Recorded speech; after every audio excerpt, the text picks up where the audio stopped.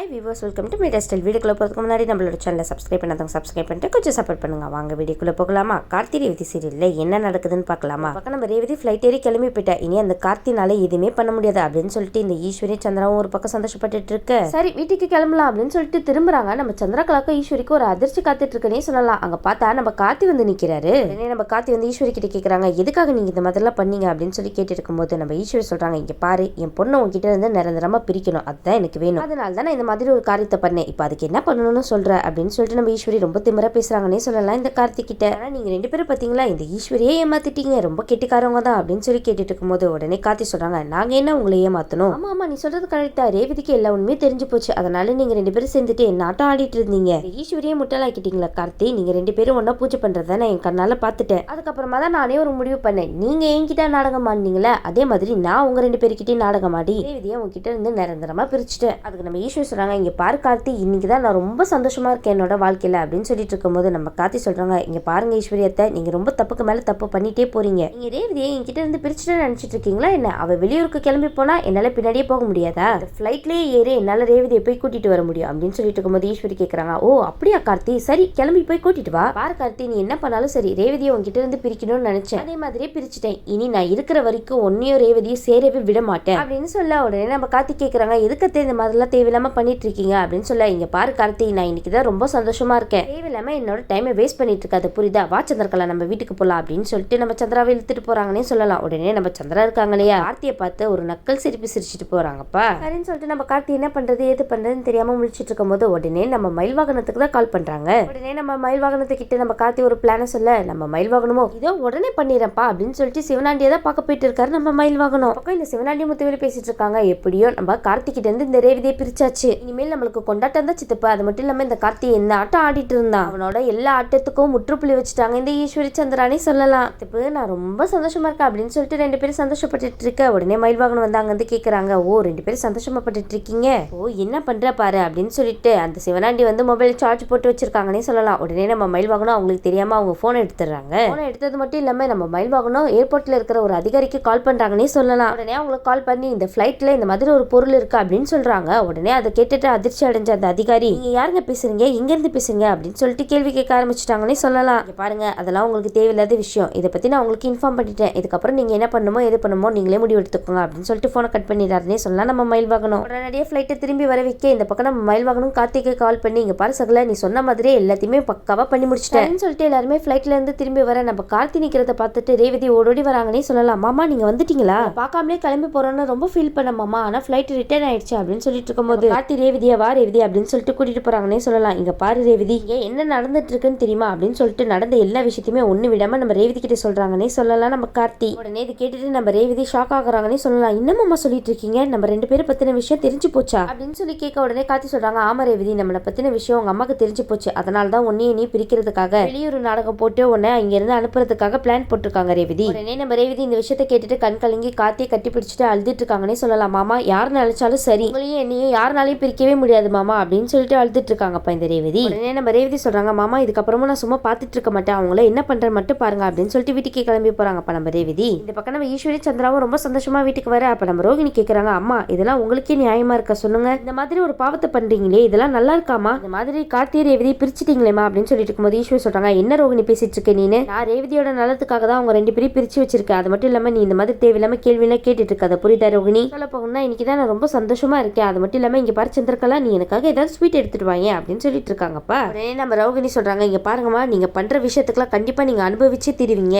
ரோகிணி அம்மாக்கே சாபமா அப்படின்னு சொல்லி கேட்டுட்டு இருக்கும்போது, சாபெல்லாம் ஒண்ணு இல்லம்மா, என்னோட ஆதங்கத்துல பேசிட்டு இருக்கேன் நானு அப்படின்னு சொல்லிட்டு இருக்கேன். இந்த பக்கம் நம்ம ஈஸ்வரி, இங்க பாரு சந்திரா, அவ பேசுறதெல்லாம் காதுல வாங்கிக்காத, அவ இந்த மாதிரி பேசிட்டு இருப்பா, 2-3 நாள் ஆயிடுச்சுன்னா அவளே சரியாயிடுவா வீடு அப்படின்னு சொல்லிட்டு இருக்கும்போது நம்ம ரேவதி அங்க இருந்து வராங்கப்பா. நம்ம ரோகிணி, ரேவதி நீ வந்துட்டியா அப்படின்னு சொல்லிட்டு இருக்கும்போது, என்னது இவ ரேவதி வந்துட்டேன்னு சொல்லிட்டு இருக்கா அப்படின்னு சொல்லிட்டு ஈஸ்வரி திரும்பி பாக்குறாங்க. பின்னாடி ரேவதி வந்துட்டு இருக்காங்கப்பா. நம்ம சந்திராக்கு ஈஸ்வரிக்கு தூக்கி வாரி போடுதுன்னு சொல்லலாம். அக்கா இவ இப்படிக்கா இங்க, அவ ஃபிளைட் ஏறினதுக்கு அப்புறம் தாக்கா நம்ம இங்க கிளம்பி வந்தோம், அப்படி இருக்கும்போது இவ எப்படிக்கா இங்க வந்தா அப்படின்னு சொல்லி கேட்டுட்டு இருக்கும்போது உடனே வந்து ஈஸ்வரி கேக்குறாங்க, ரேவதி நீ எப்படி ரேவதி இங்க வந்த? நம்ம ரேவதி சொல்றாங்க, இந்த மாதிரி ஒரு பிரச்சனை ஆயிடுச்சு, அதனால தான் திரும்பி வந்துட்டு அப்படின்னு சொல்லிட்டு இருக்கும்போது நம்ம ஈஸ்வரி வந்து, என்ன உளறிட்டு இருக்க ரேவதி, சொல்ற போயெல்லாம் நான் நம்பணுமா சொல்லிட்டு இந்த ஈஸ்வரி கேட்டுட்டு இருக்க. உடனே வந்து ராஜலட்சன் சொல்றாங்க, என்னச்சு ரேவதி, வந்து வராத கையோட அம்மா கிட்ட இவ்வளவு கோவமா பேசிட்டு இருக்க, என்னச்சுமா ரேவதி அப்படின்னு சொல்லி கேட்டுட்டு இருக்க. இங்க பாருங்கப்பா, உங்க எல்லாருக்குமே நான் சொல்றது உண்மைன்னு தோணுது, அம்மாக்கு மட்டும் நான் சொல்றது பொய் பொய்ன்னு தோணுது, ஏன்பா அப்படின்னு சொல்லி கேட்டுட்டு இருக்காங்க. நம்ம ரேவதி வந்து ஈஸ்வரி கிட்ட கேக்குறாங்க, சரிம்மா யார் பொய் சொல்றா, நானா இல்ல நீங்களா? எதுக்காகமா நீங்க இந்த மாதிரி ஒரு நாடகத்தை நடத்தி என்ன வெளியூருக்கு அனுப்பணும்? ஓ அப்பனா உனக்கு எல்லா விஷயமும் தெரிஞ்சு போச்சு. அது மட்டும் இல்லாம இந்த கார்த்தி பையன் தானே உனக்கு எல்லா உண்மையும் சொன்னா அப்படின்னு சொல்லிட்டு இருக்கும் போது, ஆமா எனக்கு கார்த்தி மாமா தான் எல்லா விஷயத்தையும் சொன்னாரு. எதுக்காக இந்த மாதிரி ஒரு நாடகத்தை நடத்தி என்ன வெளியூருக்கு அனுப்ப ட்ரை பண்ணீங்க? நான் நாடகம் ஆடினா அப்போ நீ ஆடினதுக்கு என்ன பேரு? ரெண்டு பேரும் ஒன்னா சேர்ந்து நாடகம் ஆடி என்னதான் ஏமாத்திருக்கீங்க? அப்ப நம்ம ரேவதி கேக்குறாங்க, அப்பனா உங்களுக்கு எல்லா உண்மையும் தெரிஞ்சு போச்சு. சரிம்மா நான் யார் கூட பேசினேன்? என்னோட கார்த்தி மாமா கூட தானே பேசினேன். அவர் கூட பேசுறதுக்கு நான் எதுக்கு நாடகம் ஆடணும்? அது மட்டும் இல்லாம எங்க ரெண்டு பேரும் பிரிச்சது நீங்க தானே. அது மட்டும் இல்லாம எனக்கு பழசெல்லாம் மறந்து போச்சு அப்படின்னு சொல்லிட்டு எனக்கு வேற ஒரு கல்யாணமும் ஏற்பாடு பண்ணீங்க. ஆனா உங்களுக்கு ரொம்ப தைரியம் தாமா. ஏற்கனவே எனக்கு கல்யாணம் ஆயிடுச்சு, ஆனா மறுபடியும் கல்யாணம் பண்ற அளவுக்கு போயிட்டீங்க பாத்தீங்களா? என்ன சொல்றதுன்னு எனக்கே தெரியல அப்படின்னு சொல்லிட்டு இருக்கா. உடனே இந்த பக்கம் சந்திரகலா சொல்றாங்க, என்ன ரேவதி ரொம்ப ஓவரா பேசிட்டு இருக்க? அவங்க யாரு? உன்னோட அம்மா. அம்மா உனக்கு என்னைக்குமே நல்லது மட்டும் தான் பண்ணுவா. அது மட்டும் இல்லாம உன்னோட வாழ்க்கைக்காக என்னென்னலாம் பண்ணிருக்கா தெரியுமா அவனுக்கு? பாருங்க நான் ஒன்னும் உங்ககிட்ட பேசல, தேவையில்லாம இதெல்லாம் மூக்க நுழைக்காதீங்க, தயவு செய்து ஒதுங்கி நின்றுங்க, மரியாதை கெட்டும் பாத்துக்கோங்க அப்படின்னு சொல்லிட்டு இருக்கும்போது, அக்கா பாத்தியாக்கா உன் முன்னாடி எப்படி பேசுறான்னு நம்ம ஈஸ்வரி சொல்றாங்க, ரேவதி வாய் அடக்கி பேசு, என்ன பேசிட்டு இருக்க நீனு? அவ என்னோட தங்கச்சி, அவ எனக்கு சப்போர்ட் பண்ணி தான் பேசுவா. அது மட்டும் இல்லாம உனக்காக நான் என்னென்ன பண்ணிருக்கேன் தெரியுமா அப்படின்னு சொல்லிட்டு இருக்க. பின்னாடி நம்ம ராஜராஜன், மயில்வாகனும், ரோகிணி எல்லாருமே நம்ம ரேவதிக்கு சப்போர்ட் பண்ணி பேசிட்டு இருக்காங்கன்னே சொல்லலாம். உங்களுக்கு என்ன சந்தோஷம் தெரியுமா? நம்ம ரேவதிக்கு கார்த்தி தான் புருஷன் அப்படின்றது தெரிஞ்சு போச்சு அப்படின்னு சொல்லிட்டு அவங்க எல்லாருமே ரொம்ப சந்தோஷப்பட்டு இருக்காங்கன்னே சொல்லலாம். நம்ம ராஜராஜன் சொல்றாங்க, இங்க பாரு ரேவதி, அவளுக்கு தான் எல்லா உண்மையும் தெரிஞ்சு போச்சுல, இதுதான் அவளோட புருஷன் தெரிஞ்சு போச்சு, இதுக்கு மேலே எது ட்ரை பண்ணாத ஈஸ்வரி அப்படின்னு சொல்லிட்டு இருக்கும்போது ஈஸ்வரி ஒரு பார்வை பாக்குறாங்கன்னே சொல்லலாம் நம்ம ராஜராஜனை. உடனே ராஜராஜன் வந்து ரேவதி கிட்ட சொல்றாங்க, இங்க பாருமா ரேவதி, எடுத்திருக்கிற முடிவு தான் கரெக்டான முடிவு, அது மட்டும் இல்லாம நீ செய்யறது கரெக்ட், என்ன முடிவு பண்ணாலும் நாங்க எல்லாரும் உனக்கு சப்போர்ட்டா இருப்போமா ரேவதி அப்படின்னு சொல்லிட்டு ராஜராஜன் சொல்ல, உடனே வந்து ஈஸ்வரி சொல்றாங்க, ஓ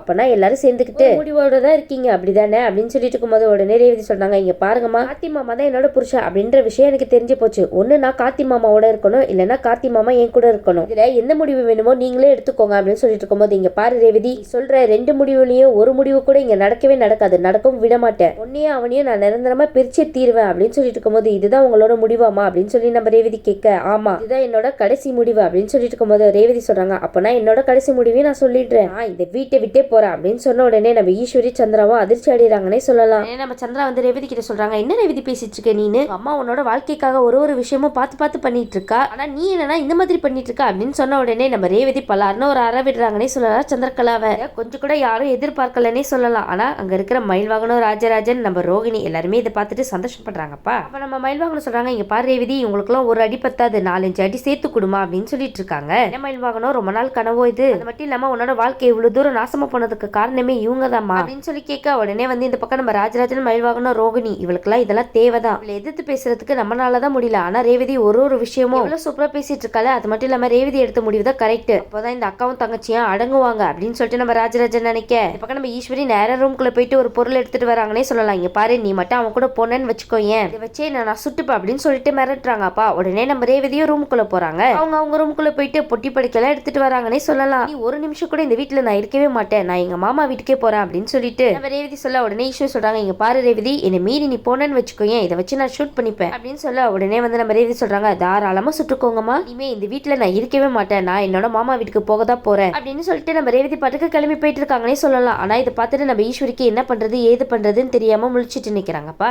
ஈஸ்வரி நினைக்கிறாங்க, ரேவதி எப்படிலாம் பண்றா, நம்ம பேச்சு மீறி கூட இந்த மாதிரி ஒரு காரியத்தை பண்றாளே, அவளை இந்த மாதிரி ஒரு விஷயத்த வச்சுதானே மிரட்டிட்டு இருந்தோம், ஆனா அவ இந்த விஷயத்துல இருந்தே கை மீறி போயிட்டாலே, என்னடா பண்றது ஏதுடா பண்றது அப்படின்னு சொல்லிட்டு இந்த ஈஸ்வரி சந்திராவும் முழிச்சிட்டு நிக்கிறாங்கன்னே சொல்லலாம். பக்கம் நம்ம ரேவதி நேரா கார்த்தி வீட்டுக்கு வராங்கன்னே சொல்லலாம். அது மட்டும் இல்லாம கார்த்தி வந்து நம்ம ரேவதியை பொட்டி படுக்கையோட இருக்கிறத பார்த்துட்டு நம்ம கார்த்தி கேட்கறாங்க, என்னாச்சு ரேவதி, எதுக்கு சூட்கேஸோட நிக்கிற அப்படின்னு சொல்லி கேட்க, உடனே நம்ம ரேவதி சொல்றாங்க, இங்க பாருங்க மாமா, இனி நான் அந்த வீட்டுக்கு போகவே மாட்டேன், அந்த வீட்டுல இருந்து ஒரே நான் வெளியே வந்துட்டேன் மாமா அப்படின்னு சொல்லி இருக்கும்போது, எதுக்கு ரேவதி அவசரப்பட்டு நீனு, ஏன் ரேவதி இந்த மாதிரிலாம் பண்ண அப்படின்னு சொல்லி நம்ம கார்த்தி கேட்க, உடனே ரேவதி சொல்றாங்க, இல்ல மாமா, இனி ஒரு நிமிஷம் கூட அந்த வீட்டுல நான் வாழ மாட்டேன், அது மட்டும் இல்லாம நீங்க தான் என்னோட புருஷன் அப்படின்னு சொல்லிட்டு எப்ப தெரிஞ்சதோ இனி அந்த வீட்டுல எனக்கு என்ன வேலை, அது மட்டும் இல்லாம நம்ம ரெண்டு பேரும் பிரிக்கிறதுக்காக அவங்க என்னெல்லாம் பிளான் போட்டுட்டு இருக்காங்க, அப்படிப்பட்டவங்க கூட என்ன எப்படி மாமா இருக்க சொல்றீங்க, அது மட்டும் இல்லாம இனி இதுதான் என்னோட வீடு அப்படின்னு சொல்லிட்டு நம்ம ரேவதி கார்த்தி கிட்ட சொல்ல, இந்த பக்கம் நம்ம சாமுண்டீஸ்வரி என்ன பண்றது ஏது பண்றது தெரியாம முழிச்சிட்டு நிக்க, நம்ம ராஜராஜன் சொல்றாங்க, பாத்தியா ஈஸ்வரி, ஒரு கட்டத்துல அவளே அவளோட வாழ்க்கை முடிவு எடுத்துட்டா, அதான் ஆரம்பத்துல இருந்தே சொன்னா, ஆனா நீ பேச்சு கொஞ்சமாவது கேட்டியா, இப்ப பாரு அவங்க ரெண்டு பேரையும் பிரிச்சே ஆவன் அப்படின்னு சொல்லிட்டு கங்கணம் கட்டிட்டு தெரிஞ்சிட்டு இருந்தா, ஆனா இப்போ உன்னோட பொண்ணு உன்கிட்ட இருந்தே பிரிஞ்சு போயிட்டா, பாரு ஈஸ்வரி, இனி நீ என்ன பண்ணாலும் சரி ஏது பண்ணாலும் சரி, இதுதான் அவ உங்களுக்கு கொடுக்குற சரியான அடினே சொல்லுவேன், இதுங்கெல்லாம் திருந்தாத ஜென்மம், இதை சொல்லி கூட திருந்துங்களா திருந்தாதுங்களே அப்படின்னு சொல்லிட்டு நம்ம ராஜராஜன் புலம்பிட்டே போறாருன்னே சொல்லலாம். இந்த சந்திரா ஈஸ்வரி கிட்ட போயிட்டு, அக்கா என்னக்கா இந்த மாதிரி நடந்து போச்சு, ரேவதி இந்த மாதிரி பண்ணுவான்னு கொஞ்சம் கூட எதிர்பார்க்கவே இல்லையேக்கா, பக்கம் நம்ம ஈஸ்வரி வெறி பிடிச்ச மாதிரி ஆயிட்டாங்கன்னே சொல்லலாம், இது மீறி அவ வெளியே போயிட்டால, இருக்கிறதுனால அவளை எப்படி இந்த வீட்டுக்குள்ள வர வைக்கணும்னு எனக்கு நல்லாவே தெரியும் அப்படின்னு சொல்லிட்டு நம்ம ஈஸ்வரி ஒரு பிளான போடுறாங்கன்னே சொல்லலாம்.